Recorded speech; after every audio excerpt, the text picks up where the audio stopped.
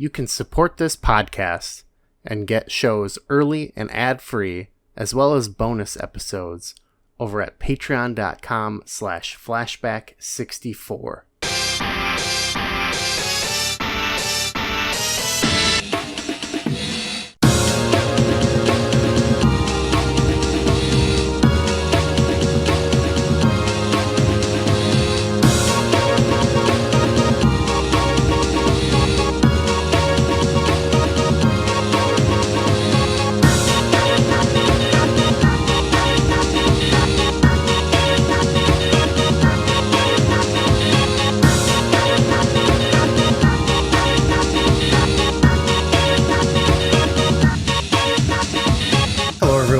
Welcome back to another episode of Flashback 64, the chronological Nintendo 64 podcast, as well as other crap from the 90s and early 2000s. I'm Cooey, joined as always by McKenna. Hello. And I say that because we're talking about more television. We love to talk about old TV shows, and it's a return to The Simpsons. For people who don't know, we did September 2024, we covered season 1 and 2 of The Simpsons. So this is a follow-up to that. We're going to be talking about season 3 and 4.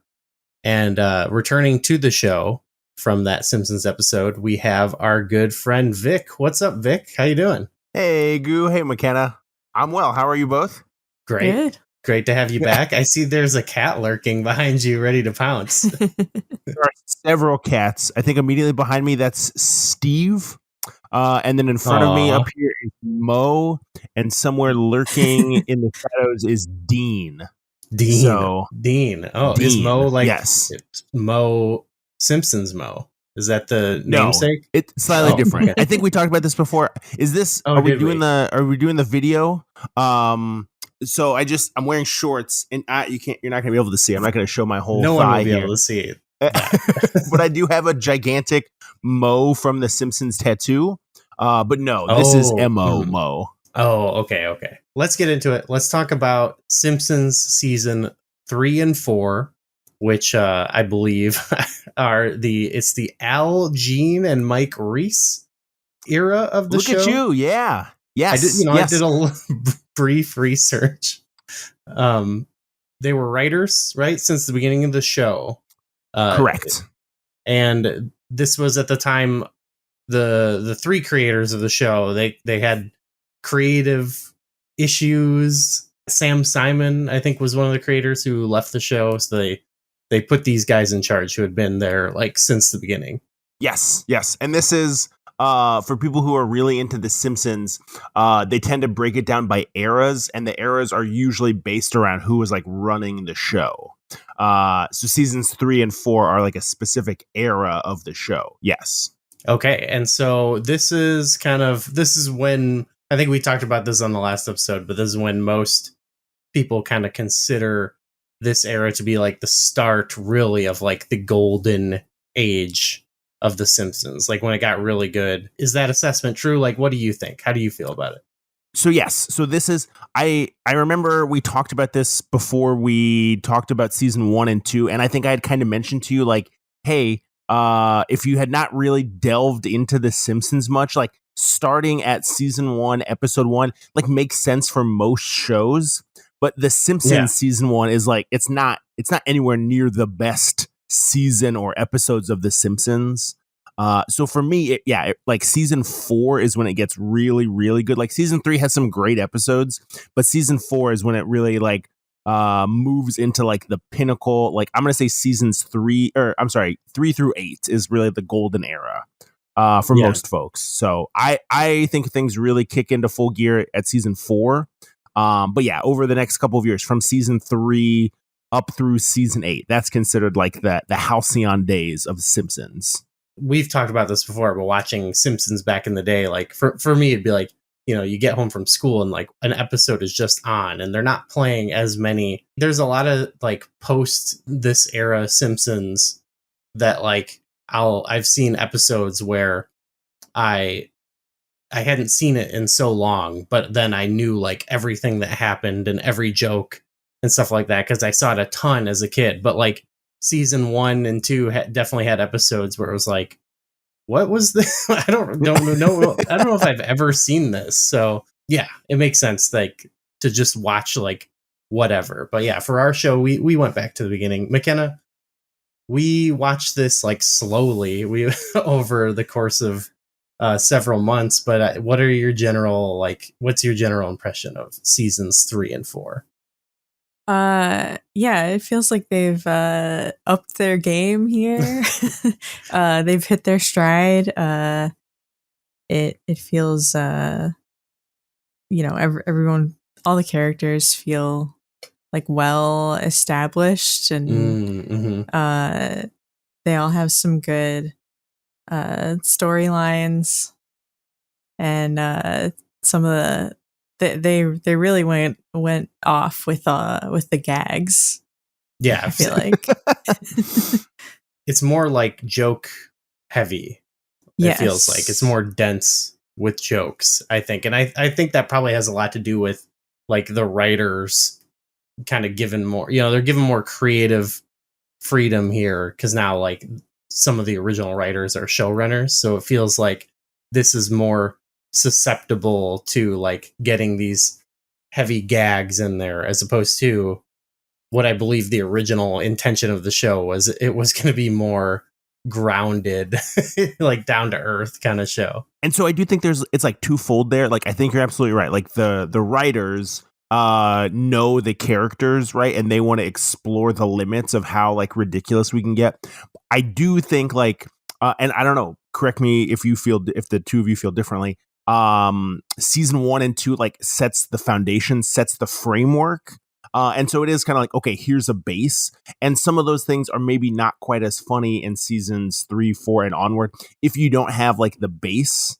Like, if everything was just like, if everything was the baseball episode from season 3, which is just like so ridiculous, and here's celebrities crammed in, and you didn't have any foundation. If that was just the whole show the whole time, it would be a very different show. But I do think they needed season 1 and 2, at least the writers, right? Hey, here's the characters, here's the world. And then we've kind of like tested the waters a little bit. And we've learned like, okay, this is still within like the parameters of the show, as opposed to just this is like completely ridiculous. This has nothing to do with the core tenets of what we're trying to do. Yeah. You mentioned, McKenna, like characters kind of coming fully formed like that. I think that goes hand in hand with that. And like, we'll talk about. I wrote down some of the new characters in these seasons, and I know this is probably just bound to happen with the show that's still on the air. But now a lot of these, which this is still technically early on in the show's history, like so many of these characters they're still introducing are pretty iconic and pretty classic. Pretty memorable.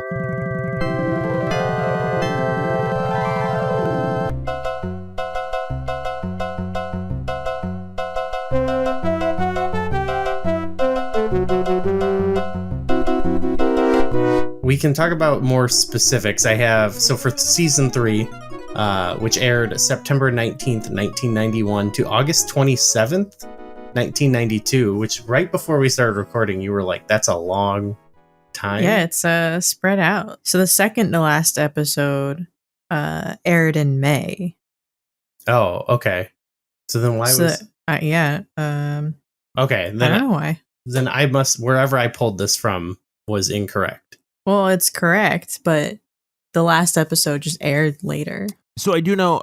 Does it say, McKenna, what the last episode that aired was? Like not like the serial numbers of these are the episodes in order, but like what's the last episode that aired? Brother, Can You Spare 2 Dimes? Okay, so I looked it up, and Brother, Can You Spare 2 Dimes was actually meant to air as the first season. The first episode of the 4th season of The Simpsons, but then they decided to air it early to promote the series premiere of Martin, the Martin Lawrence show. So, how about that?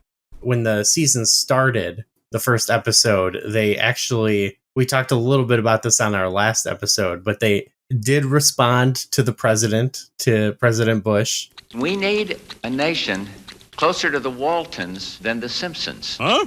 Hey, we're just like the Waltons. We're praying for an end to the Depression, too. It's funny because it was so popular, you know what I like from the get-go. Like we talked about season 1 and 2 was like the era when when the Bart merchandise craze like kicked off, Bart Mania, the video games, the t-shirts, and it's like it's funny, it's so controversial at the same time for like a certain subset of families, I guess. But anyway, I mean, I was thinking about seasons 3 and 4, and I had kind of noticed that like there is a shift from Bart, as like Bart is still like the troublemaker, the naughty Dennis the Menace kind of character, but the show does shift focus to be a little bit more about Homer. And I was just thinking about this, like I don't know if the two of you have gotten to like the late 90s South Park boom at all.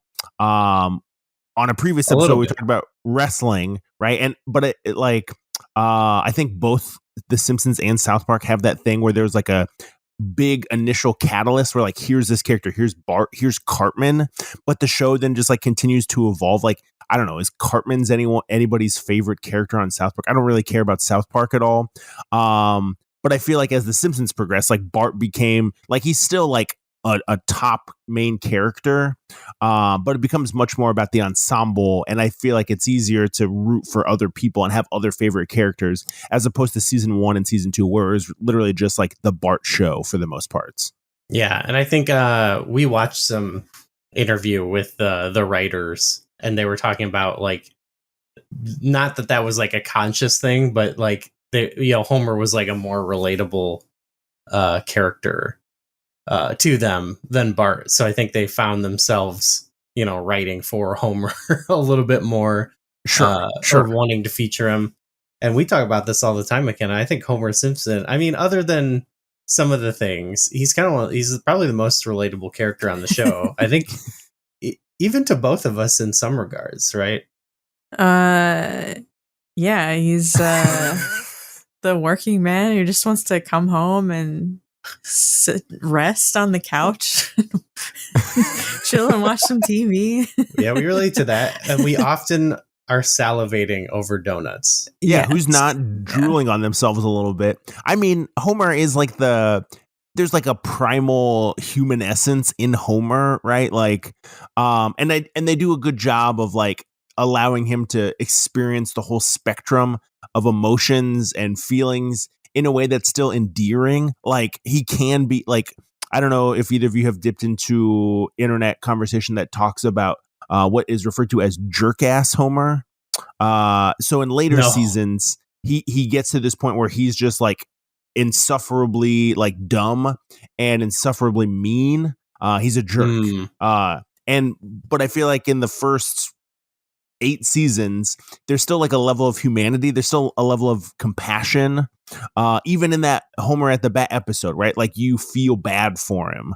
Like he has done all this work and he's got the Wonder Bat, and you still like feel a little bad for him when he gets overshadowed by all of the ringers that come in. There's still like a human element to Homer where you can like empathize and sympathize with Homer, even though he's still kind of like a dumb jerk sometimes.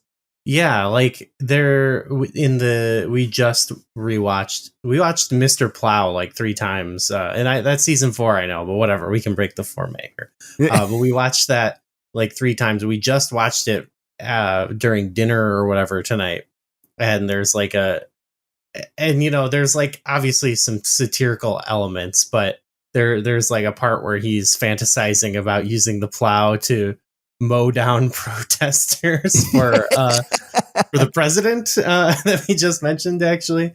And it doesn't really age really well, because that's like a thing that like I feel like you see happening all the time. But in that moment, in that episode, like it doesn't seem so bad. I don't know what it is, but maybe it might just be like the characterization of Homer and the performance or whatever. But, we're also seeing him choke his son often, it's like, Sure. And there, it's an ebb and flow. I feel like Homer never gets like too big. Like he's never allowed to win in a way where you're just like, God, I fucking hate that guy. Like He's always Well, coming out on top. He always gets like brought back down.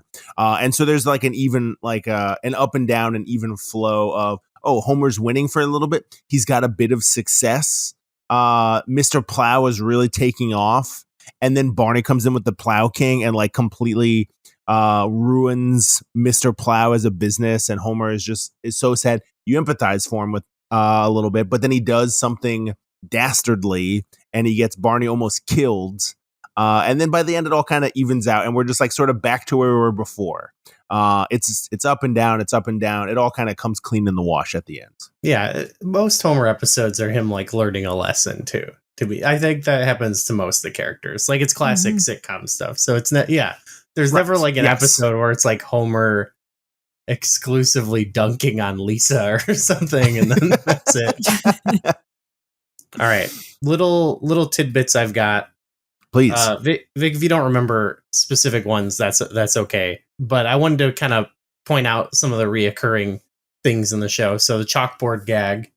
Of course. Just wanted to... Did you write down any... Or did you have any, McKenna, for season 3 that you thought were fun? Yeah, I didn't write down episode titles, but there's one where he writes, "I will finish what I stop," and then it stops. And that's the only, there's not like lines of it. It's just like one line. I wrote down some. I've liked ones where like he was doing it in the episode. So I don't know why I thought that was fun. So Bart the murderer, they make him write, "I will not bribe Principal Skinner." And in Separate Vocations, he writes, "I will not expose the ignorance of the faculty." This isn't one specific one, but I noticed there were several about him faking illnesses. Relatable. Like as well. I will not fake like that I have rabies or seizures. Seizures. I do not remember that one. I appreciate that the two of you appreciate those. I feel like when I was first watching The Simpsons, I really liked the chalkboard gags. I really liked if you got the extended like intro to the show. But now I know that like listening to the DVD commentary, they would talk about if they have to do that, if they have to do the extended intro, that means that the episode itself is shorter. Right. And so they use the longer intro to fill time. So I don't know. I'm trying to think about like really good jokes. I think that's a real like glass is half full, half empty thing. Because what you think is, or what, not what you think, but what you've heard from them is the objective reality. But whenever I've watched a show and they do that, where like they don't show the full intro, I've always been like, wow, they've got a lot to say in this episode. Like we are getting a jam packed. I viewed it like, glasses half full, but no time to fool around. We got to get straight into it. Because I always viewed like the whole intro as like, the treat as part of the treat, And that's when you get the full, like, here's Lisa playing the saxophone and here's Marge and Maggie at the grocery store and you're trying to figure out what the barcode scanner says. And then here's everybody getting into the house before the couch gag. When I was younger, I was like, oh my God, this is so great. And now I know, like, all right, we're getting to the real meat and potatoes if we shorten all this down, if we condense all this down. Sure. How are you all watching these when you watch them? Plex, have them on Plex. And so we're watching it proper, what do you call it? Proper frame size. Fair. Yeah, we're watching like, I don't know, it's probably rips of the DVD or something. I don't know if I should be saying this, but yeah. Well, I have Disney or whatever. I'm looking at them right now. We have this shelf in our downstairs basement area that has tons and tons of Simpsons stuff on it. And when I was like 18 years old, I had a job where if I did something good, they would give me a Best Buy gift card and I would go and buy Simpsons seasons on DVD. So I have like the first 13 seasons on DVD. And so I know it's available like other places to stream. But I like genuinely love pulling out my DVD collection and putting the DVDs in and like messing with the menus and listening to the commentary. It's in the 3-4 ratio. Or right? Is that right? The 4:3, like the classic old TV ratio. Yeah. I would love to have the commentaries. I see them actually every time we go to the antique store mall that's near us. Yes. And I see those DVDs, and those are iconic. And I always think about picking them up, but I never do. But maybe one day I'll pick them up. I definitely have made at least, I can think of 1 or 2 people for sure that have come to my house and been like, hey, can I borrow those? And I said no, because I didn't trust them to bring them back in good condition. No, you can't borrow my Simpsons season 8 DVD in the Homer head shaped case. That's mine. You can't have that. I don't trust that you'll ever bring it back. And it's one of my favorite things to watch ever. Okay, we're speaking of this extended intro couch gag real quick. I think seasons 3 and 4, it's still before, like they start to get a little weird with it, but it's still, I think it's not until the next seasons where they really start I think that becomes like an actual like thing about the show where people are like, what's the couch gag gonna be? And then like they really start to put a focus on it. But there were some standout ones. McKenna, you have some, and they repeat a lot in these seasons, but yeah, any standouts? There's one where they all get in a pyramid formation and Maggie is on top. It's cute. I love Maggie. Exactly what you're talking about. Yeah, I love any of them where Maggie's doing something funny, which is why like the other one I wrote down, which is they all run into each other and they end up passed out on the floor, except for Maggie, who is on the couch by herself. No. I wrote there's one with an alien. I was like, ooh, they got a little weird with it. Obviously, this is not counting. We'll talk about like the treehouse ones where they get like extra weird, but that's a little different. That's a different sort of thing. Yeah, that the Treehouse of Horror episodes are like its own thing. There's a whole conversation of like, oh, do you count these in continuity with the show? I personally do not. Like whatever happens in those Halloween Treehouse of Horror episodes, that's its own thing. That's its own separate alternate reality. That was the thing. Actually, we were watching a lot of interviews and commentaries and stuff with Conan O'Brien, who wrote for seasons 3 and 4, and he was talking about how like he talked about that idea of like the creators of the show envisioned it as like more grounded, realistic show, and like some of the things he was pitching were a bit more out there for the time, which is so funny looking back because it's really not compared to other stuff they've done.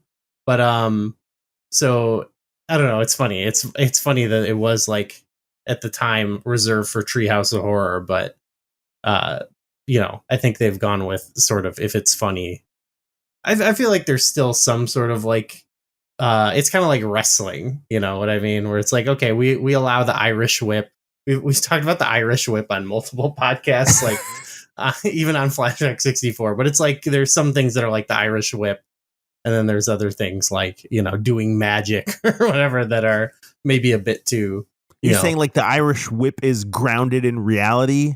No, I'm saying it's not, but we kind of all accept it. You know what I mean? Okay. Just like at the end of the monorail episode, like the tower made of popsicle sticks probably isn't something that could ever exist, or the escalator that people are falling escalator off to nowhere. Yeah. That was, we watched the Conan O'Brien commentary to that episode, and he was talking about how that was like a crazy pitch, but then they were like at the end of the episode and he's like, no, look at all of this shit. Like, what is this? It is. You mentioned Conan, and I know like, especially in those first couple seasons, like the idea is always, or the image that's portrayed is that the Simpsons writers room is a bunch of people who wrote for the Harvard Lampoon magazine, like what became National Lampoon. And it's always, I don't know how familiar you are with that, because I think Conan went there and worked on that. And it's so crazy to me that like, oh, here's this like incredibly prestigious Ivy League school where people get like their MBA degrees and like become politicians. But also, there's this whole sect of people who are just like some of the funniest people in the world. Also, just happen to go to this Ivy League school, and such a weird juxtaposition to me. I'm always really curious about that. Also, Conan, how did you get into Harvard? Like, what's going on here? He seems like a smart guy. I'm not saying he's not smart. He's just like, did he go for comedy? I don't know. A clown scholarship or something. It's funny because not every, but a lot of stories, I think mostly, I guess, when you think about his, because the transition into late night is such a big thing, but he tells stories about getting jobs at SNL and Simpsons and late night, and it always seems like he always comes off as such an underdog. But when you think about his career, it really is just like, okay, Harvard, president of the Lampoon, Emmy award winning writer for SNL, then wrote like some of the best episodes of The Simpsons, and then hosted like an extremely well loved long running talk show host. Like, really every step of his career has actually been gold. You know what I mean? Any of those things could be someone's like lifetime achievement. Like, oh, I got to be a writer on The Simpsons. Like that is some person's like entire dream. Like that's their sole aspiration in life, is to like write for Saturday Night Live. And he's done all of those things. New characters this season: Fat Tony and his gang, the criminals, the mob. Kirk and Luann Van Houten, so Milhouse's big additions. Parents. Yep. Yeah, huge. This is huge. Lunch Lady Doris and Lurleen Lumpkin. And I'm sure there's more, but those were kind of the ones that stood out to me. This is the season 3 pool.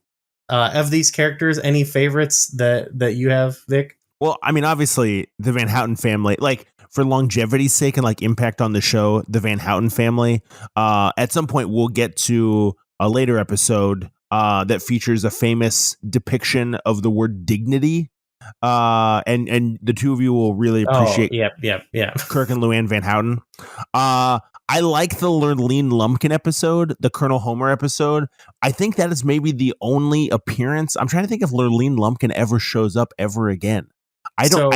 Yes, it's actually kind of mean. Do you remember this character, McKenna? There's like the country singer that Homer managed. Yeah. Do you recall? I think it might be in the next season when they're trying to help Krusty out, and they have that big like event for him where it's like jam packed full of celebrities. But then they have Lurleen Lumpkin walk the red carpet, but she's all like haggard. Oh, like, that's right. Yes. I was like, this seems mean to the character. I don't know. I was like, she doesn't deserve this. Why am I defending? I appreciate you standing up for her. She just wanted to make it in showbiz. She just wanted to be a country singer. I mean, she definitely wanted, some things from Homer that were bad, but I don't know. McKenna, any of these characters speak to you? Maybe Fat Tony. That mob gang episode with Bart was so funny. That was a really good one. Yeah, he's like their bartender or whatever. Yeah, he's so good at it. Yes. What's the drink they? I forget his name, but one of the other guys like who has to fill in for Bart. What's he have to make? Is it a Manhattan? Is that what it is? Like okay. That? He does make a really good Manhattan. Yeah. Yes. So this is when I think we've had a bunch of cameos, but I think it really goes into overdrive in this season. You've got, one that really stands out is Michael Jackson in Stark Raving Dad. And we talked about Michael Jackson in the last episode because he was kind of involved. He was a fan and he was involved with some of the music stuff, right, for Simpsons Sing the Blues. But it was a very weird very bizarre watch, like this episode. So fun fact. So I would agree that this is a weird episode, and I feel like it's maybe gained like a weird like cult appreciation because it's like weirdly taboo, right? Like when Disney bought Fox and on The Simpsons, they like took it off streaming. I don't really think it's it's not up there for me in like an all-time Simpsons episode. Like the Lisa It's Your Birthday, Happy Birthday Lisa episode or song is good. But it's like it's just an okay episode. I feel like it's like the novelty of it maybe outshines like the actual like quality of the episode to me. You'll also be happy to know a little fun fact on my end. So the actual Leon Kapowski, right, the character in the show, is voiced by 3 different people. Did you all know this? Oh no, I did not know that. So when Leon does like the Michael Jackson voice, that is actually Michael Jackson. Hank Azaria, like who does almost all of the other voices on The Simpsons, does Leon's normal speaking voice. I know what you're gonna say, but yeah, please. Yeah, and then there's another person who does the singing voice. So Michael Jackson only does like a third of the voice in the whole episode. And that was because of like his record contract, right? Like I believe so. Yeah. Contractually, he couldn't sing. Yeah, okay. And sorry. On this episode, I think the other thing to point out is that this episode was actually made for season 2. So a lot of people point out that technically this should be an episode that is in season 2. So it was written and it was created for season 2 with the season 2 like show running team and writing team. So tonally, it's also a little different than the rest of season 3 because it was originally supposed to be a season 2 episode. Okay, it was a weird one to me. It was one where it was like, it felt like it was just really heavily leaning on the cameo, which can be good. We can talk about one that I think is well done. You mentioned the baseball one, Homer at bat. Yes. I want to ask you. Do you have like a new, because we just, as of recording this, we just covered our first baseball game on Flashback 64. So did you have a new appreciation for this episode, Homer at bat? We were playing as many of the actors in the show. Yeah. I don't know if I don't know if I thought of really like specifically playing baseball. It made me think of Deep Space Nine, even though they're very different baseball games.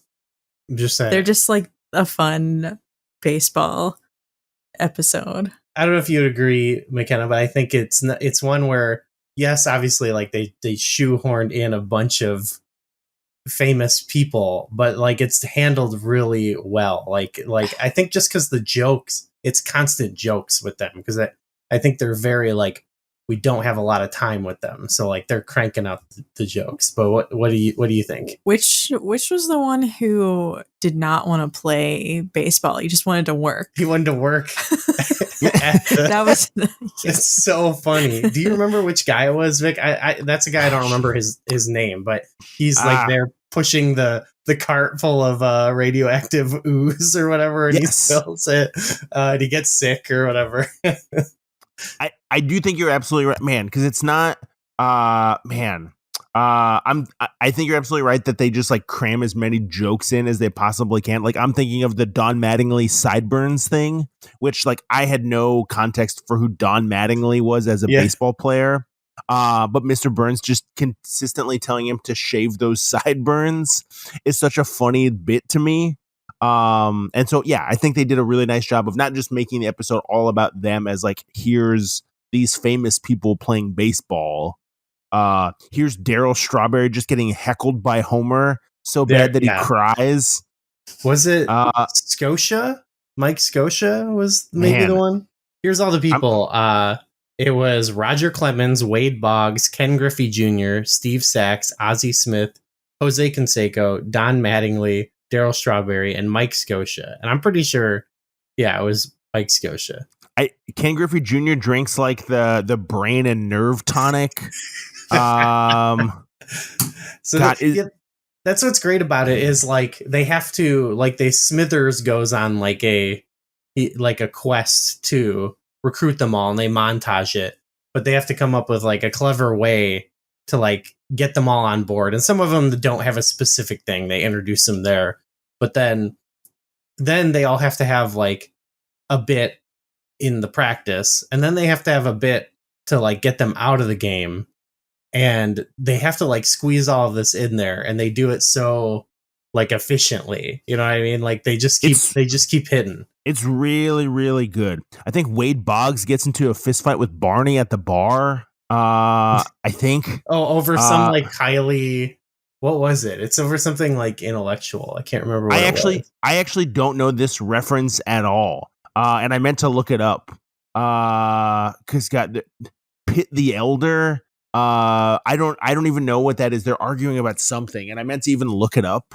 That's one of those Harvard jokes. That's one of those I don't know what this even means. And I say England's greatest prime minister was Lord Palmerston. Pitt the Elder. Lord Palmerston! Pitt the Elder! Okay, you asked for it, Boggs!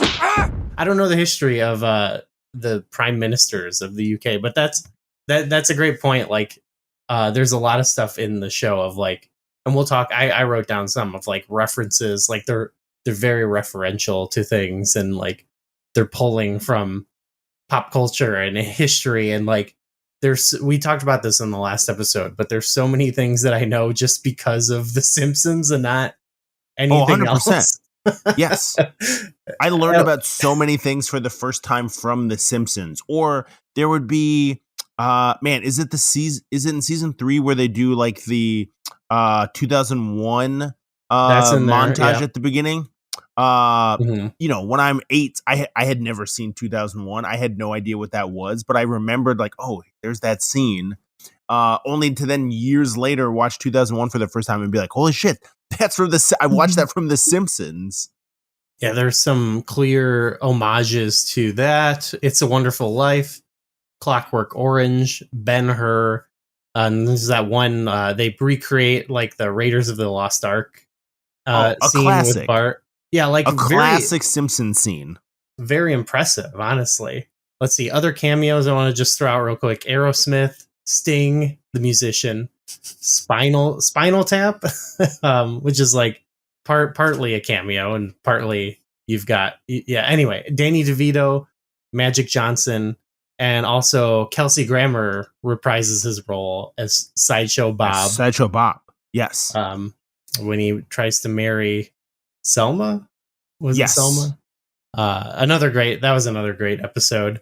Love to see Sideshow Bob return, of course. Mm-hmm. It's just fun to listen to Kelsey Grammer talk. Yeah, what I think is funny is he does have a lot of like the disposition of Frasier. You know what I mean? Like he's like a snob, and I guess that's, you know, you're getting what you pay for with Kelsey Grammer. So it's turned up to like a diabolical level, but it's like within the same spectrum of like Kelsey Grammer or Frasier at a 6, Sideshow Bob at a 10. I love like this because this comes back because I think now like it starts to become more like Bart is kind of his nemesis. You know, I feel like they really like solidified that in that episode. So correct, yes. Just little small things. I wanted to shout out some of. I wrote down 2 of my favorite Troy McClure films or TV shows that he was in. There's a ton, but just a quick Troy McClure corner for season 3. My favorites were Buck Henderson, Union Buster, and Lead Paint, delicious but deadly. I don't think it's Troy McClure, but he does the voice in the Fuzzy Bunny sex ed video, right? Is that in season 3? That's in the episode where Bart fakes Bart the Lover, right? Bart the Lover. Oh yeah, where he's with Miss Krabappel or whatever. He writes the phony love letters. Is that the episode where they show the Fuzzy Bunny video? Hello, I'm actor Troy McClure. You kids might remember me from such educational films as Lead Paint, delicious but deadly, and Here Comes the Metric System. I'm here to provide the facts about sex in a frank and straightforward manner. And now here's Fuzzy Bunny's Guide to You-Know-What. Those are he's like one of my favorite characters. He's from previous seasons, so I can't shout him out as a favorite from the season, but I feel like I gotta pepper in Troy McClure while we can. Speaking of like kind of a similar like side like media figure, I love when we get like another snippet of the McBain movie. And we do in season 3, we get the scene where his partner is murdered by Mendoza. It's like basically like what he's like the Schwarzenegger like ripoff like action movie. And yeah, like the scene, it's got all the tropes where his partner's like, I'm retiring and this is my last day, and he gets like brutally gunned down. McKenna, can I hear your best Rainier Wolfcastle impression of him yelling Mendoza? I don't know. Gook, do you have a Mendoza in you? I'll try it. Please. I haven't even thought about how to do. It's like it's not really Arnold Schwarzenegger, but I mean it's an exaggerated. I don't know that I can do it. Mendoza.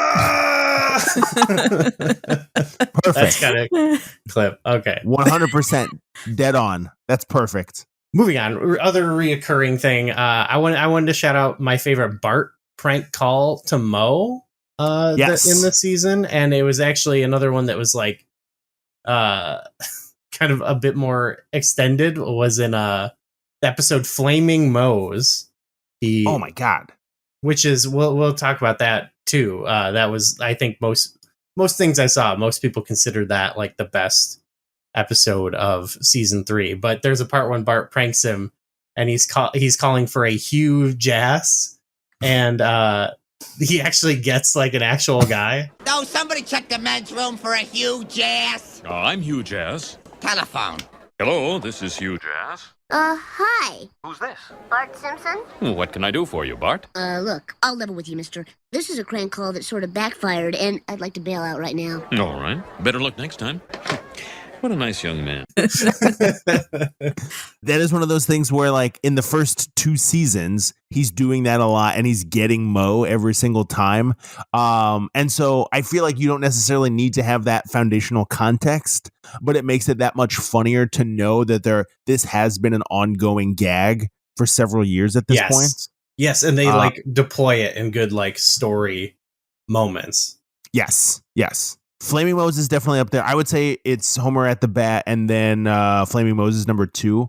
A couple years ago, Amanda and I did go to Universal Studios in Florida specifically because they have a Simpsons land there. And I don't know if either of you are familiar with this at all. You can like walk through this little like Springfield area they have, and you can go to a Moe's, and they serve Flaming Moe's there. I'm looking at our Flaming Moe's cup right now. And unfortunately, I'm hoping that someone else listening to this will appreciate my pain here, because in the episode, what color is the Flaming Moe drink? Is it purple? Do you remember? It's purple. Yes, because he pours the cough syrup in. When you go to Universal Studios, Florida, to the Simpsons land, which is very ornate and very specifically like Simpsons curated, and you order a Flaming Moe, it's orange. And I was very upset. I was too upset. That's A-time. We did. They put some like dry ice in this like compartment in the bottom, and so it does like bubble up, like it does like smoke. It's not on fire. They don't set it on. Did they set it on fire? No, they should. It did smoke. It did bubble. I don't think they set it on fire. But it was orange and not purple, and I was way too irrationally upset. I still had a nice time. We went to the Krusty Burger around the corner, and we had Krusty Burgers afterwards. We bought a Bort license plate. But the Flaming Moe was orange instead of purple. And I hope someone got fired for that blunder. Boo, yeah. Would you drink a Flaming Moe, McKenna? With its actual ingredients? Yeah. I don't know about that cough syrup. Yeah, I was gonna say Homer, a Flaming Homer. Homer, I was gonna say he invented lean, but then I looked. It was much older than this episode. But I guess it must not, because that was a Houston thing, and maybe I want to know. I guess I don't know if they talk about this at all in the commentary, but I wonder what their awareness was that, because I appreciate that you, for this podcast, did some research on when lean was invented so you could compare. It's much older. Yeah. I really thought that was maybe it was a 90s thing, but no, Simpsons did not create this. So I don't remember that. Man, they had to have talked about it on the commentary. For some reason in my mind, I was always thinking about, I don't know if either of you did this when you were kids. When I was a kid, sometimes I would go into the bathroom where all my mom's stuff was, like makeup and hairspray and whatever. And I would just mix a bunch of stuff into like the squirt bottle. Like my mom had like a little squirt bottle, like a little mister bottle for her hair. So I would just dump a bunch of like, here's a little toothpaste, here's a little foundation, here's a little bit of lotion, here's a little bit of cologne. I've definitely done that. Yeah. And I would just mix it up and then squirt it out of this little squirt bottle.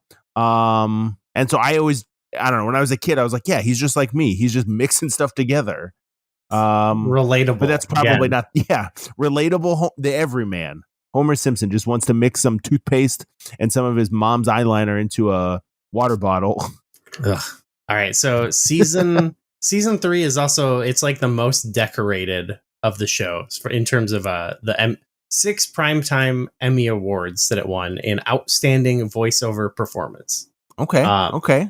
Nancy Cartwright as Bart in Separate Vocations, Dan Castellaneta as Homer in Lisa's Pony, Julie Kavner as Marge in I Married Marge, Jackie Mason as Rabbi Hyman Krostowski in Like Father, Like Clown, Yeardley Smith as Lisa in Lisa the Greek, and Marsha Wallace as Edna Krabappel in Bart the Lover, which we talked about.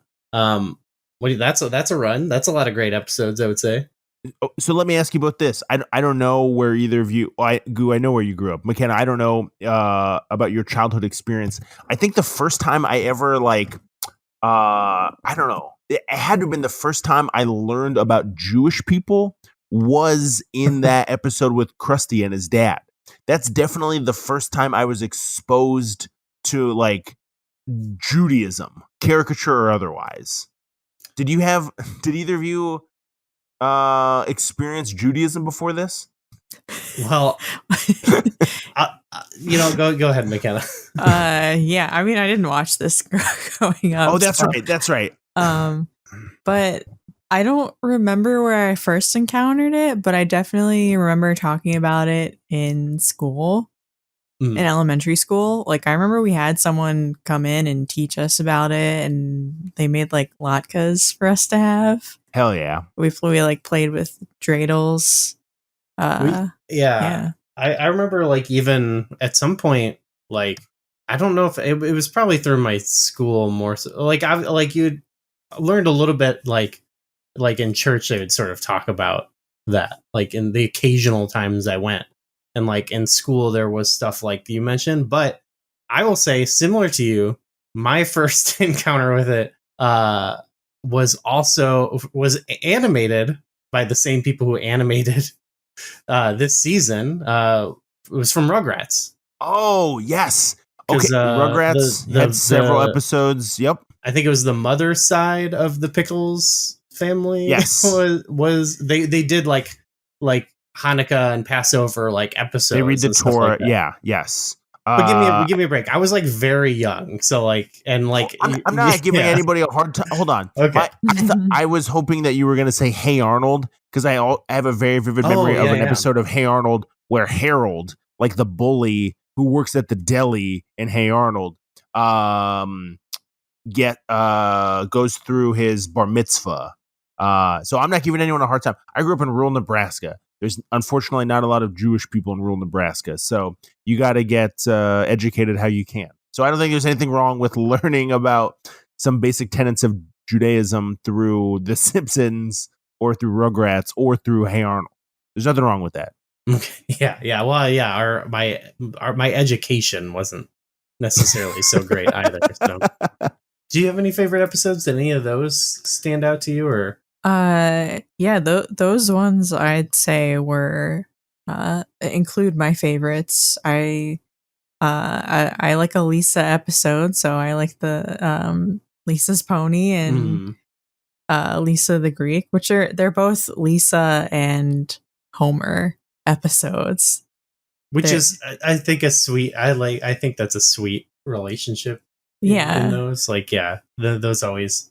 The show still has like the good sentimental episodes, because that was something the first season, especially, like there was Bart storylines, but it was very like family sentimental kind of stuff, and this show would still hit on that. But sorry, you were saying. Yeah, I also like the I Married Marge. They had yeah, it felt like there were more flashbacks in 3 and 4. Well, there was one, I think it was in season 4, there was like a whole clip episode show which they kind of make fun of, but yeah, it's fun to see Homer and Marge back before they're married and with kids, and you know, he's trying to find a job, and I love when he walks in and he's just like to get his job, and he's super assertive about how much of a pushover he will be. Yeah. And Mr. Burns says he says I'll remember that name. I'll remember that name. Simpson. Yeah.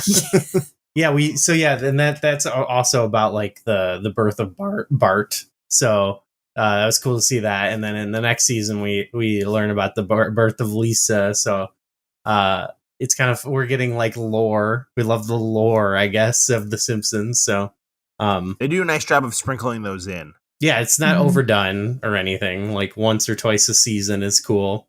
Probably hard to keep going after 3 or 4 decades or whatever, but also 3 other Emmy nominations that they didn't win for, but Outstanding Animated Program in Radio Bart, Outstanding Individual Achievement in Music Composition for a Series, and Outstanding Individual Achievement for Sound Mixing. And that was for the second Treehouse of Horror, which had The Monkey's Paw, The Bart Zone, and If Only I Had a Brain. So, the Monkey's Paw episode is one of my favorite Treehouse of Horror segments, specifically for the yogurt is also cursed conversation. That has to be like one of the most like quoted Simpson scenes in my life.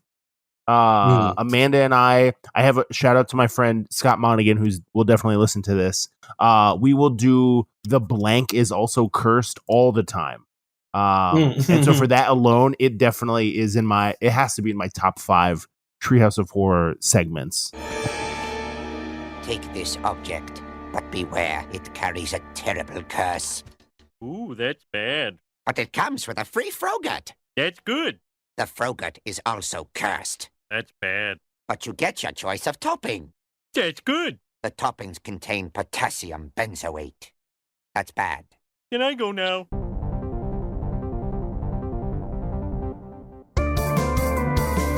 Hey everyone, my name's Darren Hupke. I'm a writer, publisher, and podcaster. My podcast is called Pixels and Polygons. Each week I sit down with a guest and ask one simple video game question. It's a random topic each week and it leads to a fun conversation. You can find it on your favorite podcast platform every Friday, and you can read more about it at pixelsandpolygons.net.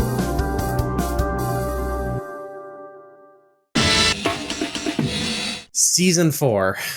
Yes. All right, we're going to bring it home. Season 4, September 24th, 1992 to May 13th, 1993. That sounds more normal. I have a fun one here. Another, I guess you could say, controversy, which was it's chalkboard gag related. In the episode A Streetcar Named Marge, New Orleans catches some strays. In one of the Streetcar Named Desire songs, there's like a couple of lines in one of the songs about New Orleans. I wonder if that's it. I don't know that I can sing this song, but I did find the lyrics here. Okay, yeah. Well, you made me scream, so if you want to sing. So it's New Orleans, home of pirates, drunks, and whores, New Orleans. Tacky, overpriced souvenir stores. If you want to go to hell, you should take a trip to the Sodom and Gomorrah of the Mississippi, New Orleans. Stinky, rotten, vomiting, vile New Orleans. Putrid, brackish, maggoty, foul New Orleans. Crummy, lousy, rancid, and rank. I guess that got into like their like local news, and there was like outrage about this. So in the opening to the episode, Homer the Heretic, Bart is writing, "I will not defame New Orleans" on on the chalkboard. So there's places where I'm like, okay, like you're kicking it, like Detroit or whatever, like is a place people like to bag on. And I'm like, okay, you're kicking it while it's down. But like, and I guess New Orleans has plenty of negative things associated with it, but a lot of people love New Orleans, right? You love New Orleans, McKenna. Yeah, it's one of the best cities in the United States. So like, I don't know. I maybe that probably was like someone, you know, like getting in their shots in joke form, maybe. But to me, it's just funny. You know what I mean? Like, I don't know. New Orleans can take it. It's hard for me to know the context of that episode and The Simpsons and think that this was like a serious, spiteful, disrespectful jab at New Orleans and not, why do I keep saying it like that way? New Orleans. Original French. Yeah. Orleans. It's hard for me to see this as anything other than like, hey, we're having we're poking fun here. We're not like, hey, New Orleans, you suck. Seriously, we hope that you stop existing as a city. And it does hurt my heart a little that somebody maybe took that and was like, I can't believe they would say that about the Gold Star of Louisiana. McKenna's got some intel. I got the Wikipedia page on the episode, and it says that the song was intended to be a parody of a song in Sweeney Todd that speaks of Victorian era London in unflattering terms. They also said that they were supposed to have two Cajun characters walk out of the theater and discuss, but none of the voice actors could provide a convincing Cajun accent. And they wouldn't want to do like an offensive accent on The Simpsons, right? It's nothing but fully appropriate voice actors voicing their characters on The Simpsons for every season. You had a chalkboard gag, McKenna? Oh, yeah. It was the coffee is not for kids that gets progressively messier as it goes down the chalkboard. So that's good. You see, you think they're filling out the episode, but someone had to do that. You know, someone had to. That probably, I don't know how hard that part is to animate, but I do like learning about that. You were talking about the Indiana Jones sequence from season 3. Like someone did have to like storyboard that out. Like it did have to be like animated frame by frame back then. And there is a skill there. And I appreciate like the artistry that went into that. Yeah, there's a couple more times that really shows. Okay, couch gags. We got a little bit more wild. What do you got, McKenna? Yeah, they had the skeletons in the Treehouse of Horror. Mm-hmm. And the one fourth wall breaking, running out of the frame so you can see the film, the animated I always like film. that one. That's a good one. Yeah. Yeah, that always makes me think of like that Daffy Duck cartoon where he's like arguing with the animator. You know? Yes. Yeah, and it like breaks the fourth wall a bunch.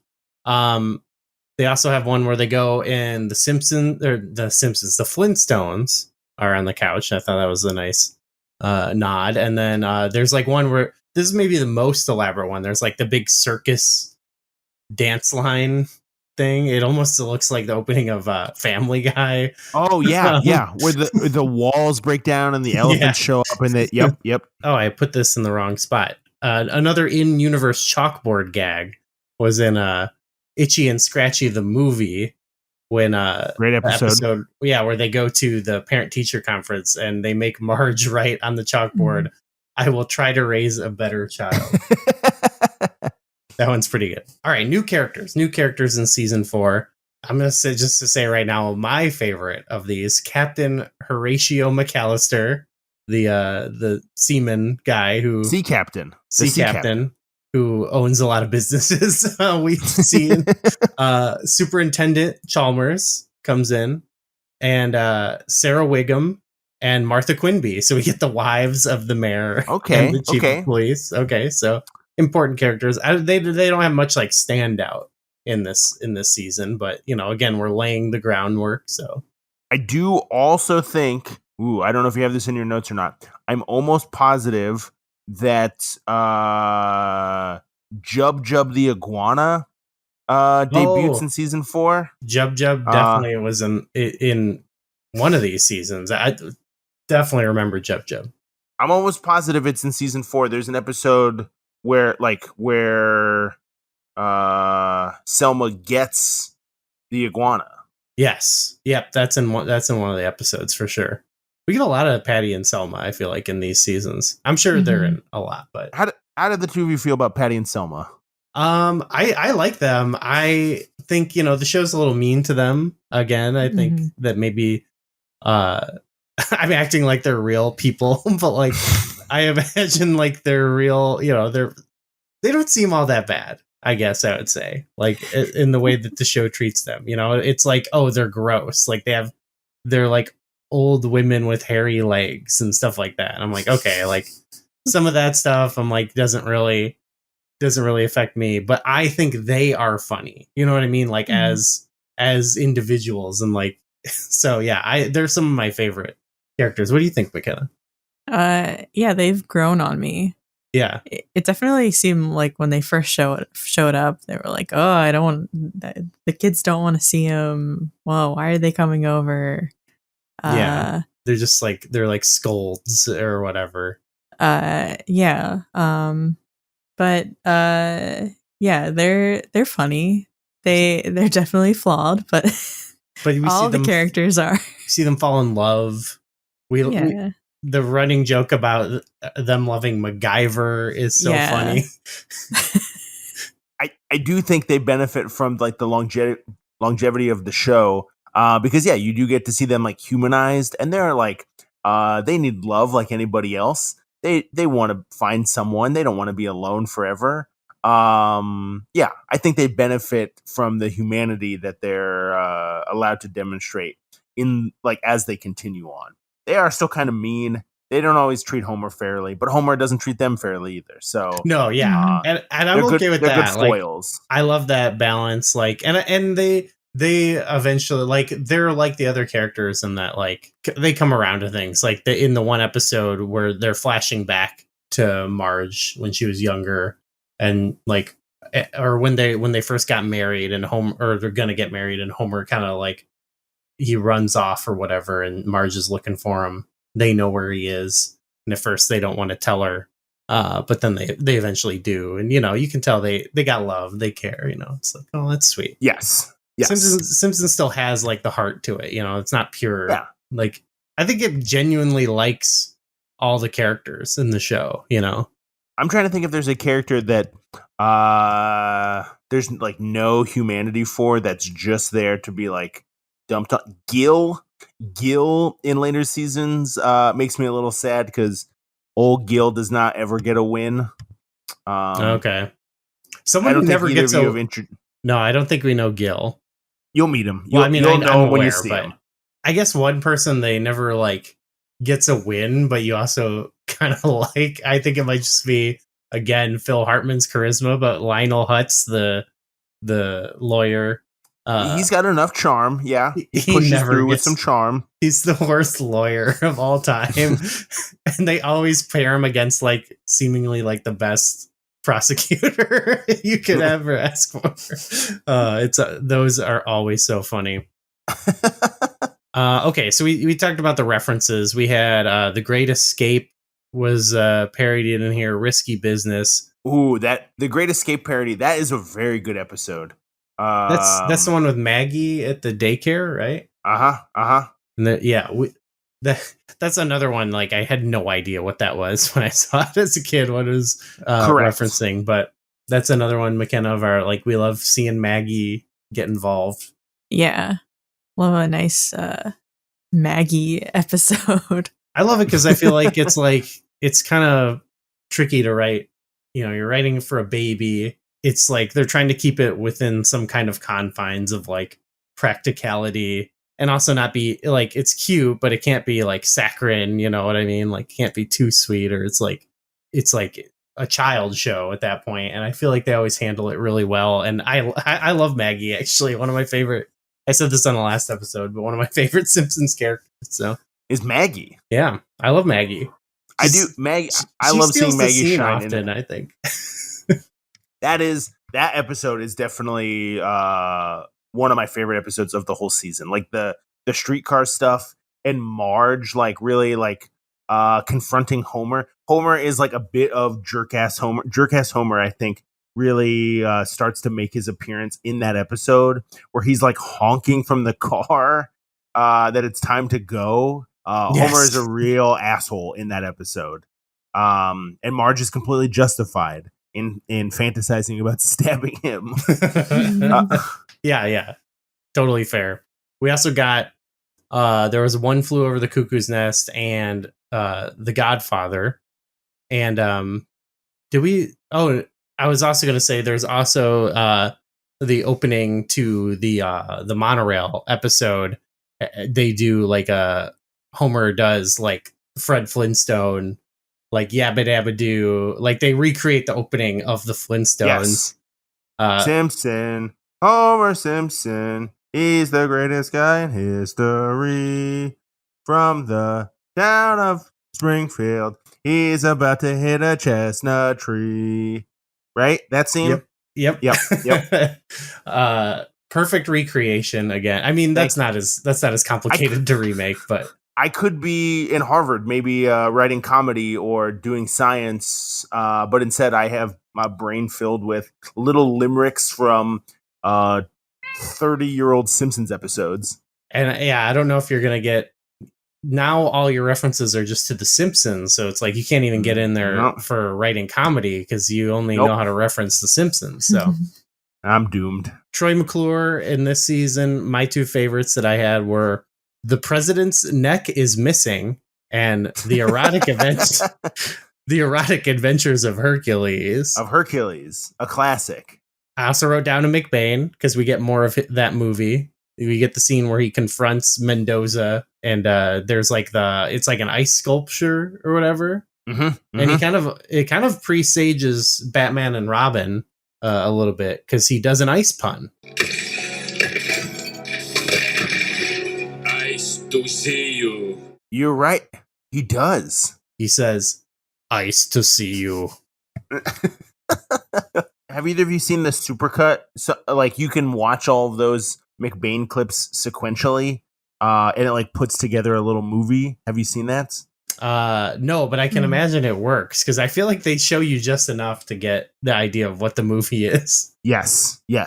I got a best prank call.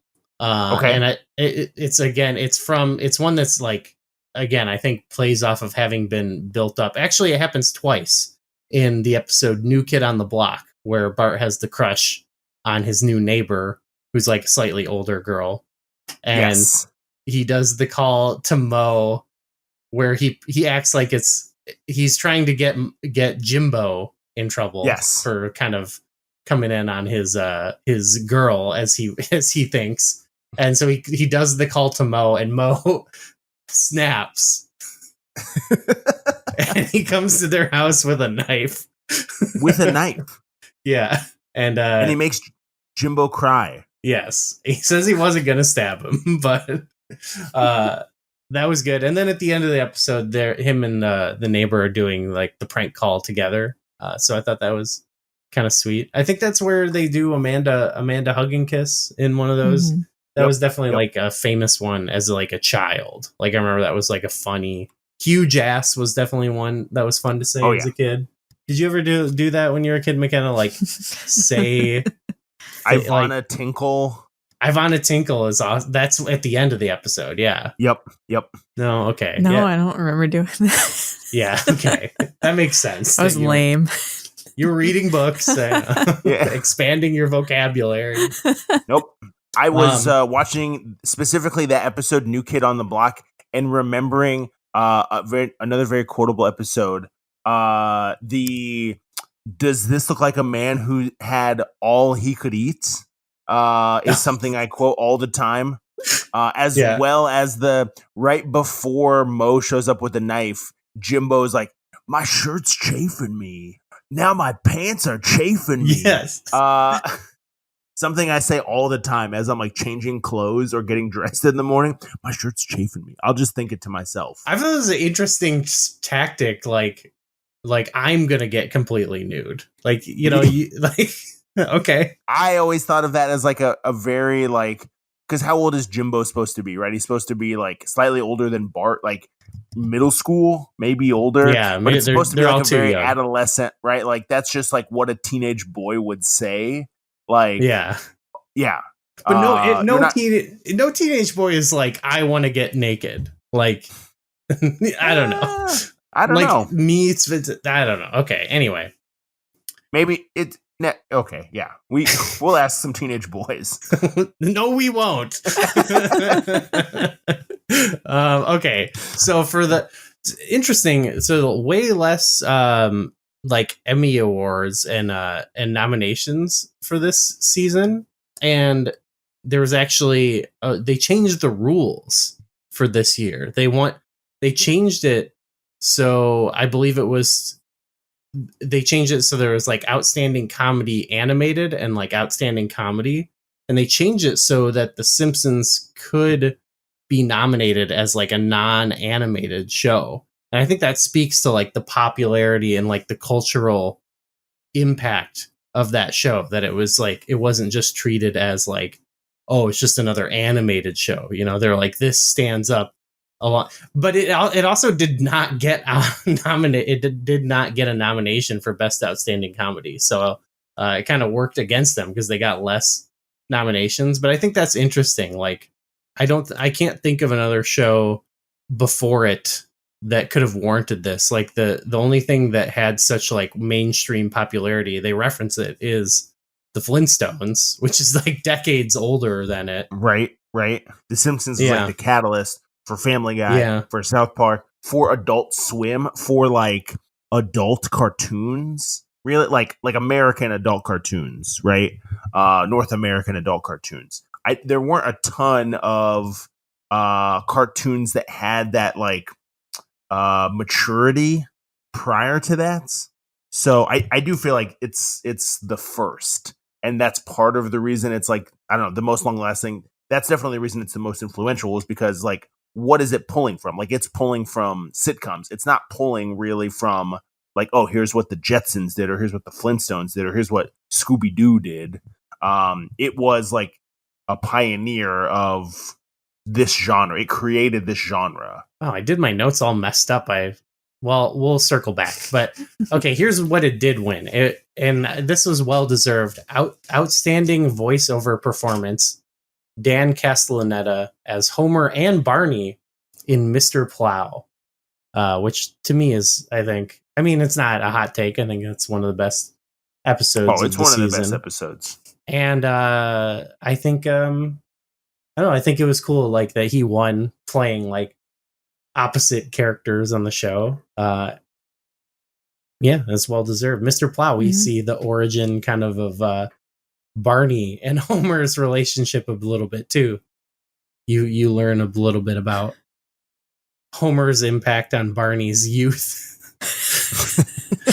Yeah, a great positive influence. Which I thought like it was helpful, because when Barney decides to become the Plow King, he shows up at Homer's house, and he shoots out the tires of Homer's plow. And I was like, very violent. It's like, oh my god, insane. It's so insane. But no, it was, is deserved. Homer kind of ruined his life a little bit. I mean, they did it together as teenagers, I cannot imagine sipping a beer for the first time and being like, wow, this is so good. Yeah. Yeah, I love that. You see his like transformation into the Barney we know. Yeah. It also got nominated or won, again, music and sound mixing, basically, for Treehouse of Horror 3, which had Clown Without Pity, King Homer, and Dial Z for Zombie. I like that run too as well. Obviously the King Kong parody in there. Mm-hmm. Pretty good. Mm-hmm. Yeah, I had my notes out of order here, but I also had some of the cameos that were in this season. Elizabeth Taylor, Barry White, Bob Hope, Tom Jones, Adam West. I love the Adam West in the Mr. Plow episode. He does the Batusi. Another reference I make all the time. They treat him very similar to another TV legend of yesteryear, but where like they have him going on for so long about Catwoman and Batman and stuff. And Eartha Kitt. Oh, I guess you're only familiar with the new Batman movies. Michelle Pfeiffer. Ha. The only true Catwoman is Julie Newmar, Lee Merriweather, or Eartha Kitt. And I didn't need molded plastic to improve my physique. Pure West. And how come Batman doesn't dance anymore? Remember the Batusi? Nice meeting you. Just keep moving. Don't make eye contact. the camera is like panning into his face and like turning a little bit as he like kind of goes on. Like they kind of make fun of him a little bit, you know. You also had Linda Rodstadt in that same episode. Yep. The other person I was referring to, Leonard Nimoy, Brooke Shields, David Crosby, Johnny Carson, Hugh Hefner, Bette Midler, Luke Perry, and Red Hot Chili Peppers. They have a bunch of folks in that Krusty Gets Canceled episode. I feel like that's maybe the most. That's like the Homer at the Bat episode of this season, where just like here's all of these celebrities, here's all of these real life people in one episode. Yeah, Bart has to go. He has to go recruit them, like Smithers did, and they correct. Yes. Bette Midler doesn't want to come. They show her sitting at home. We also find out Luke Perry is canonically Krusty's half brother. Is that what it is? They're half brothers, yeah. I think it was, or step brothers, or something like that. Yes, which led me to say I think they need to acknowledge on AW. Correct. Krusty is Jungle Boy's uncle. Why haven't they done this? They 1000% need to clarify that right now. That's just waiting to happen. But call Tony Khan. Okay, but I blew over it, but we got to talk about the cameo and the episode of Leonard Nimoy in Marge versus the Monorail. Maybe the best episode of the season. It's up there. I think some say it's like the best episode of the show. I don't know if I would say that for sure, but I kind of hyped this episode up to you. I think before we watched it. So, you know, maybe I don't know. Did it live up to my hype? I was like, this is a really good one. Yeah. I don't know about you, but when I think of monorails, I just have an immediate association with Disney. Okay. Because that's how you get around the parks. Oh, they like interesting. Go to some of the like the Disney owned hotels. There's a monorail that goes through one of the hotels and you can take that to the park. So like seeing it, you know, I was like, oh, they're doing a monorail. Ooh, how fun. Yeah. Yeah. Burns gets in trouble for dumping chemical waste.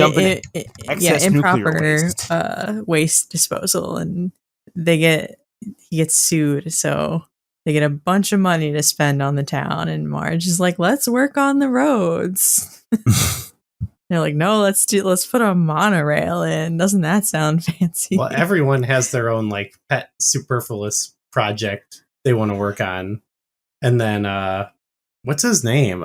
Phil Hartman's character comes and you're talking about Lyle Lanley. Lyle Lanley. Yeah, comes and does says Music Man inspired number to convince them all of a monorail. And this episode caught flack from the monorail like society or something. Big like monorail was upset. They were, and I think not unjustly actually, because I feel like I looked into this. I feel like there's actually not like the episode. They do point out that it's like this in Springfield's case. Maybe it's a bad idea for like the size or whatever of their town or whatever. But I definitely like from my childhood on, like for a while, thought like, oh yeah, monorails are like a stupid waste of money. Like just because I saw it on The Simpsons And then I was like looking into it, and it's like, no, they're fine, they're normal. Like the premise was just like that, like, oh, maybe it's not a good idea for a like really small town to have one. Yes. Springfield does not need one. Chicago has, something similar, right? But Springfield doesn't need one. Yeah. North Haverbrook, Ogdenville, Ogdenville did not need as we a saw, monorail. Yeah, that actually reminds me of a story we heard from Conan, was that the Leonard Nimoy's cameo was originally supposed to be played by George Takei. Oh my God, we started talking about the monorail and a train started coming by. We summoned the rails. Not a monorail. I can hear it. No, yeah, I gotta keep this in, actually. That's too good. Mono equals one, rail equals rail. So George Takei was supposed to originally be in it, but he was on like they said he was on like the public transportation board or something of San Francisco. And he was like, I can't do this. Like, can't be involved. Big monorail keeping him down. Yeah, he was like, this paints public transportation and monorail in a bad light, so I'm not going to do it. But they upgraded, as Conan said, like they got Spock. So yeah, I was excited for the two of you to see this just because I know your connection to Star Trek. This isn't a huge spoiler, but you might be surprised to know that this is not the only episode of The Simpsons that Leonard Nimoy is in. Oh, I definitely know. I've seen the other one for sure. And in fact, I personally think the other one is the better episode overall. But this one is pretty great. Well, I love the way they portray it's similar to the Adam West. Miketta, what do you think about Leonard Nimoy's portrayal in this episode? It's so funny. He's just like so excited to talk to people about Star Trek and like behind the scenes stuff. Like he's talking about how they open up the doors. Yeah, like obvious stuff that like most people know. Yeah. I don't know how well it was known then, but it definitely sounded like it was something that had been repeated. Yeah, like it gave that vibe. Like, wow. I also think it's funny. I don't know if this is like that. There was a time period in his life. I don't know exactly when this was, if it lines up, but it still is funny where he was like, I am not Spock. Like he wrote a book called I'm Not Spock. I think then he eventually wrote a book called I Am Spock. Like he accepted it, later on.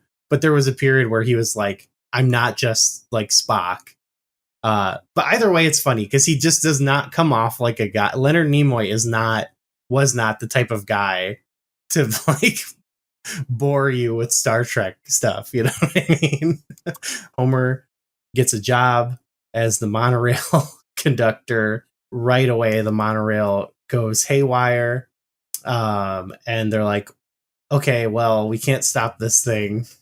We can't turn off the power because it's solar powered. And I love that line of like, damn solar power. When will they learn? But then there's an eclipse. And I set this up because that's my favorite Leonard Nimoy line. What's he say? He says like, wait a minute. We can just shut off the power. No such luck. It's solar powered. Solar power. When will people learn? A solar eclipse. The cosmic ballet goes on. Does anyone want to switch seats? The cosmic ballet continues or something. Continues to, yes. He has this like super heady quote about space. Oh, we did talk about there's a scientist character too, right? That they introduced, the guy who like designed the engineer with the glasses. Marge talks with him. Is that's probably his first appearance? Is he not a reoccurring character? He seems familiar. Like I've seen him in other stuff. Maybe I've he's only in this one episode. I think he's only. Okay, well, it's just like stereotypical science guy. Yes, he's got like a German accent, right? Like he comes off as like maybe as like ex-Nazi scientist or something. You think he was ex-Nazi? He just has like a sinister vibe to him, but I guess he's pretty chill. He's helpful. They show up, and they're like, "Oh no, we're too late." And he's like, "I shouldn't have stopped for that haircut." His big idea is just that they have to create an anchor, and that's what saves the day. It's like Homer, tears off and makes an anchor. But at the end, then after all of Leonard, what he's gone through, they like thank him or whatever, and they're like, "Wait, you didn't do anything," and he goes, "Didn't I?" And he beams out like Star Trek. That was the thing they talked about, is that too over the top for the show that Leonard Nimoy beamed out of there? Like, does that break the reality? That engineer, Sebastian Cobb, the one you are alleging is a Nazi, based on Dr. Strangelove from the movie Dr. Strangelove. Dr. Strangelove is a chill guy, right? I'm not going to say that. Yeah, it's just a really funny episode. It's like, so it's one that's got a good like story. It's dense with jokes. Yeah, I think I could understand if someone told me that was their favorite of the season. McKenna, did I ask you, did you have a favorite of the season other than what we mentioned, or? I think it's called Lisa's First Word. Yes, it's another very good episode. Yeah, that one. I the heartwarming ones get me. I don't know what it is. I like the stuff about that. I don't know if you ever hear Maggie speak in any other episode, but you get to hear her say a word. She says, is it daddy? She says like dad. Oh yeah. Oh, cute. But none of them hear her say it. Like Homer walks out of the room and then she says it. That's sweet. And yeah, she says daddy instead of Homer. You know what episode we haven't talked about yet? The Homer the Heretic episode where he stays home from church. Oh, yes. Did you all watch that episode? Yes. Thoughts on that episode? I think it was good. Again, I like it's so funny to think about that. It's like this show was so offensive to a certain like kind of right, I think more like right leaning people as well, too, like family values people. But it's like, this is like, obviously the point, like, this is a Christian family, like they're going to church on Sundays. They go to church every single Sunday. Yes. That's so crazy now, I feel like, for like not like to do, but you know what I mean? Like when you think about like what the, like, I don't know any like families that do that, to be honest. Like there's people in my family that do, but like it's not like a family activity or anything like that. So yeah, I think it's at least is in my experience, probably in the last few decades that's changed a lot. Mm-hmm. Like I know my grandparents went pretty much every Sunday. I never went every Sunday, but and I haven't been in a long time. I don't go anymore. Yeah, but I as a kid I would go occasionally, and then later on it was only Christmas and Easter, and then we stopped. Yeah, most people are like, it's a hassle. I do remember some people who went. Mm-hmm. I definitely know people. I shouldn't say I don't know anybody, but it just feels so uncommon. Most people are like Homer in this episode, where it's like, well, it'd be way nicer to not do that. Well, and so this episode is interesting. I do agree with you. I mean, all of my like friends and my peers do not go to church. I work with people that go to church regularly, take their families regularly. But in the 90s, like that, it was. I feel like it was still pretty commonplace that that's what everybody did. It was the norm to go to church. I don't think this episode is like sacrilegious at all. I think it's like, it's not talking about the evils of church. Homer does connect with God. The fun fact I have to point out, I'm sure that you both know this, is there's only one person in the history of The Simpsons that's ever been depicted with 5 fingers on their hand, and it's God. Did you all know that? Oh, no, I didn't. I did not know that. When Homer meets God in that episode, you see God's hands, and God has 5 fingers on each of his hands. God's a he in this episode. So that's a little fun fact. Whoa, but I feel like crazy. This episode, like it's not like, what's the word? It's not anti-religious. It's not. No, I don't think so. Sacrilegious. No, I mean, it's about Homer learning. Again, he learns a lesson. It's like Yes. You know, it's not about how he should do that necessarily, you know. One of my favorite animated scenes in the whole series is when Ned saves him and they animate the spinning flip out of the window, and then he bounces, like he pushes Homer out and Homer hits the mattress and goes back into the house on the ground floor. So then Ned flips and spins back into the house. The way they animate that always makes me smile. It's cool. There's a lot of good, like, we don't have time to get into it, but there's a lot of good, like, just like visual gags on the show, and there's a lot of good like sign gags on the show, and like 100%, like newspaper like throwaway things like that. Yeah, but I don't have many of them like written down, but I feel like that's, even when they're not like, you know, having characters perform jokes, there's like always something that's like funny happening. I feel like. Next time, when you have me on again and we talk about seasons 5 and 6, I'm going to come with a list of my favorite couch gags, my favorite chalkboard gags, and then my favorite newspaper headline or like marquee sign gags, because there's a bunch of those. Stoner's Pot Palace. Yeah. See, I didn't want to make you feel unprepared, but I also didn't want to tell you like, hey, you need to watch like 50 episodes or whatever.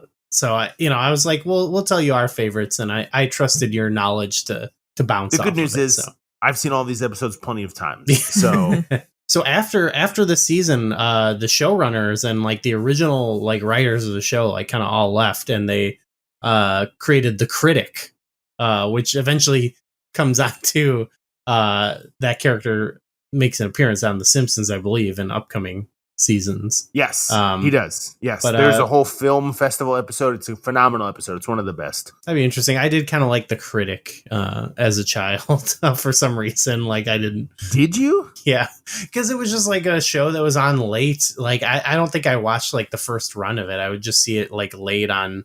I don't know if it was Adult Swim or something, but you know, where they'd play like whatever reruns of it, and I was like, oh, I didn't even get it, you know what I mean? But it was like, oh, and a grown-up cartoon show. I love cartoons. I want to be a grown-up, so whatever. I love John Lovitz is my favorite guy. I get, you know.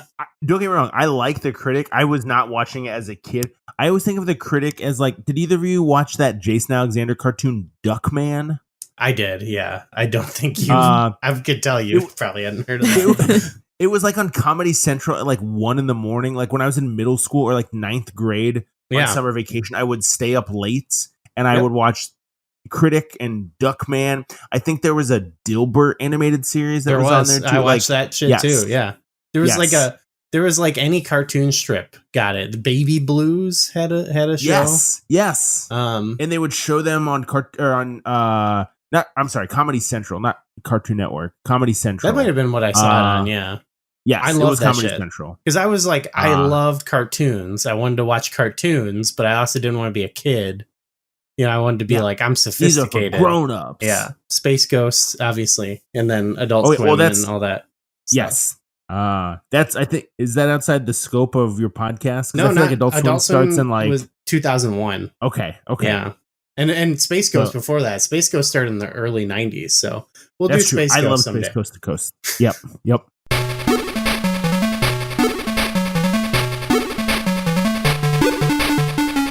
Okay, before we go, real quick, I just want to say we mentioned in the last episode video games that came out in that time period. We are a video game podcast after all. So there was a couple in the last one, and including that famous, the Konami beat 'em up.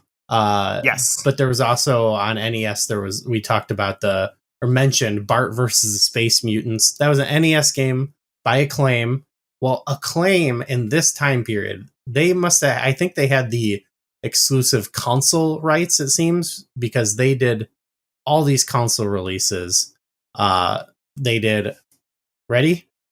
Bart Simpson's Escape from Camp Deadly for the Game Boy, Bart vs. the World for NES, Game Gear, Master System, Amiga, and Atari ST, Krusty's Funhouse for the Game Boy, NES, SNES, Game Gear, Genesis, Master System, Amiga, and PC. Okay, there's PC there. Bart vs. the Juggernauts for Game Boy, Bart's Nightmare, SNES and Genesis, and Bart Meets Radioactive Man for the NES and Game Gear. Ooh. Meanwhile, Konami did a PC game, Bart's House of Weirdness. But yeah, we did a stream where we kind of dipped into at least the ones we had access to of these games from Acclaim, and they're pretty bad, I would say. I'm curious to know which ones you played, because all the ones I've ever played have been bad. I thought when I was a kid they were like really hard, and maybe I was just not good at them. No, but they now are. I know with all the knowledge I have now, they're just really bad. Yeah. McKenna, any of them stand out to you that you would want to mention? We played most of these, to be honest. Bart versus the World seemed kind of cool. It had like some mini games. The mini game aspect was fun, and you could access them from the menu. Mm-hmm. It was stuff like memory and stuff like that, but there was trivia. Yeah. So that was Did fun. you play the trivia game? We did How play did you some do? trivia. We did okay. Yeah. I was a bit disappointed in McKenna, for one. I don't know. You couldn't remember where Patty and Selma worked. And I was like, come on. Come on. Oh, come on. Come on. The DMV. I'm sorry. I'm so sorry. I just put you on blast Yeah. right now. There was plenty Jeez, I McKenna, didn't you get. suck at this game. Well, what's interesting is this came out probably during season 3. Like, it had so little to draw from. Like, you know, who knows when they started development. I will say, like, a lot of them, Bart versus the World, whatever, they all reused like a lot of assets and music and stuff like that. You could tell, like, Acclaim, no disrespect to the people who worked on this, but and Acclaim was like known for this. So for in a lot of their publishing of getting licenses and making like cheaper games with them. I don't want to be too out of pocket. I'm not like super familiar, but I do know they, like, that was the thing. If they came back recently, Jeff Jarrett, you know, revived Acclaim or whatever. But the whole thing people said was like, well, what's Acclaim going to publish? Because they did a lot of, it was like licensed stuff mostly. Wait, I'm sorry, Jeff Jarrett, the wrestler? Yeah, Jeff Jarrett. Acclaim just came back, and they're like they like revived the publishing name, and they're like, we're going to be a game publisher now. And like they leaned on like nostalgia, but like Acclaim, even the games they had like the rights to, like Turok and whatever, like they don't own the rights to that anymore. And then like the other stuff they were known for was like, you know, like they made some wrestling games. Right. They made all these Simpsons games. You know, it's like, anyway, these games were mostly garbage, I would say. Like, there was things I liked about some of them, but like not a single one of them I would. There was one that was like particularly bad. Which one was it? I don't remember. It was you had to, I mean, I guess they were all platforming, but this one had like a lot of jumping, and I think you said that the movement felt weird. Bart Meets Radioactive Man.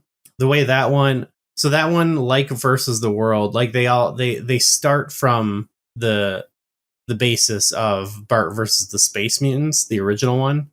And yeah, it's just a little like, it doesn't feel good. Like you have to, the way you like run and jump and stuff, it's like not intuitive. Like to run, you have to first, I believe it's like you have to first hit the button that's jump and then hold it down. So after he jumps, then you can run. So it's like every time you want to run, you always have to think about that. And then when you want a long jump, it's not like, say, Mario, where you want to like hold down the run button and then jump. It's like you have to jump, and then while you're in the air, hit the other button, and Bart will like move forward faster. So it's just very like the opposite of like what you want to do. I don't know. Maybe people have learned this control scheme and like it, but I don't know. I don't think anyone is particularly into any of these games. So no, the one I'm most familiar with is Bart's Nightmare, which stinks and has a similar like bad control scheme, a lot of bad platforming. That's maybe the best of them. I can't remember if we talked about this last time or not. I was looking at this list of Simpsons video games. One of I'm going to say one of the best Simpsons video games. Goo, you and I played this together. the Simpsons bowling game. Oh yeah, made by Konami. It has the voice acting. You took me to that arcade that had it. Excellent. Really underappreciated Simpsons game. Yeah, the Konami they've seemed to have the best success, at least in this period. I can't speak to Bart's House of Weirdness. We didn't play that one, but we watched some videos and I was like, oh, this is. I'm very curious about that. It's kind of interesting. It's like kind of PC multimedia sort of vibe. I don't know. But yeah, those were the games. I wouldn't recommend Krusty's Funhouse. It like kind of had a puzzle element to it. It was a puzzle game, but it was very shallow. So like, it's like once you've solved one puzzle, you've kind of solved a lot of, like, we didn't spend a ton of time with it, but it didn't seem like there was much more to it. But it has a end it all button. It does have a button to reset, and it's called End It All. Yeah, which is pretty good. Oh, Escape from Camp Deadly was definitely a poor quality game, but it was actually kind of fun. You get a boomerang. You fight some. I don't know that game either. It's like a running platformer. It actually felt okay. It's a Game Boy game, so it's a little limited, but okay. It was kind of fun. It was a little janky or whatever, but that one I can say was sort of fun. The other Game Boy one, the Juggernauts one, that's like a weird American Gladiators type thing. Bart just, they were cranking out these Bart games. Anyway, we gotta go. We gotta get out of here.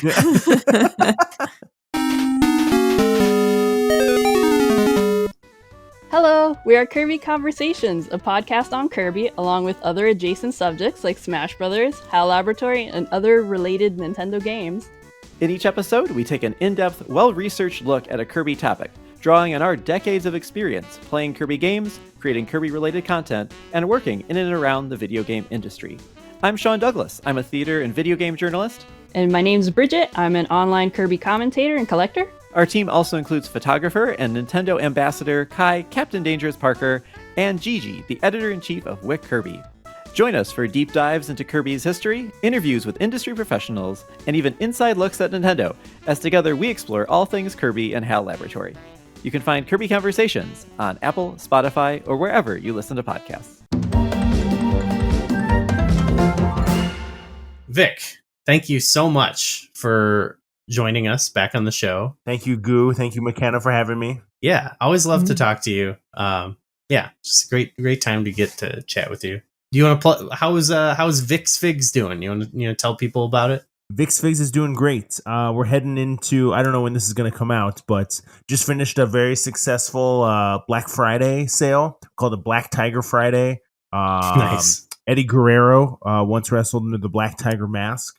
I'm sitting here with loads and loads of inventory because in March I'll be doing my first in-person event. So if you live near Indianapolis, Indiana, I'll be at the Squared Circle Expo selling all kinds of stuff in person.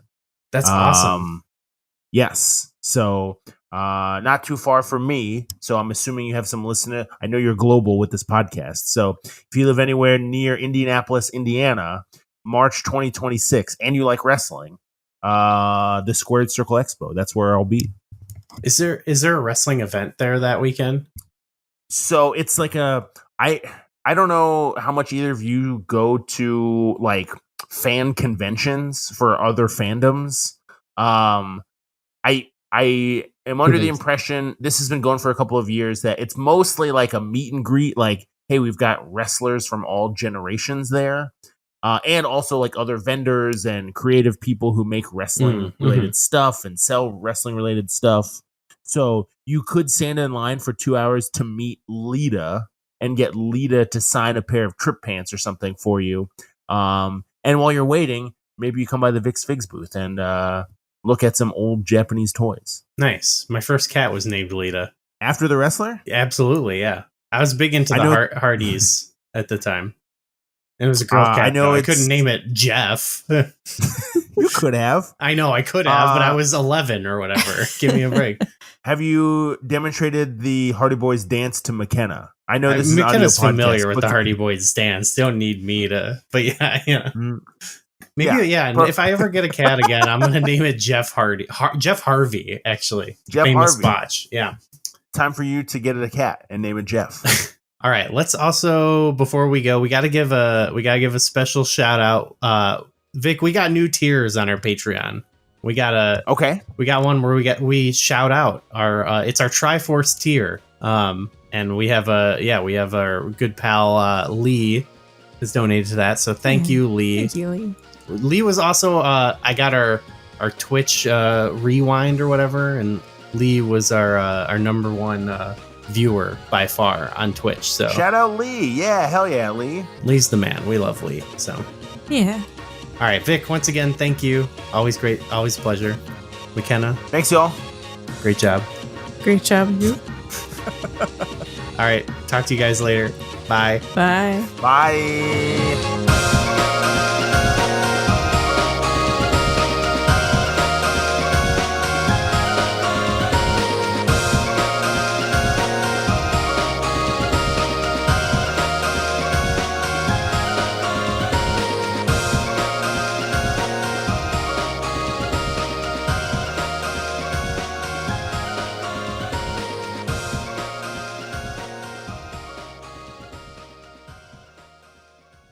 Do you find yourself playing older games and wishing that there were new discussions about those games?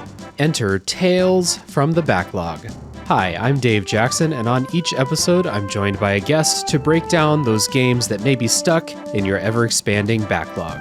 Each episode looks at one game in depth, focusing on mechanics, story, music, and other aspects with no spoilers until a clearly marked spoiler wall in the middle.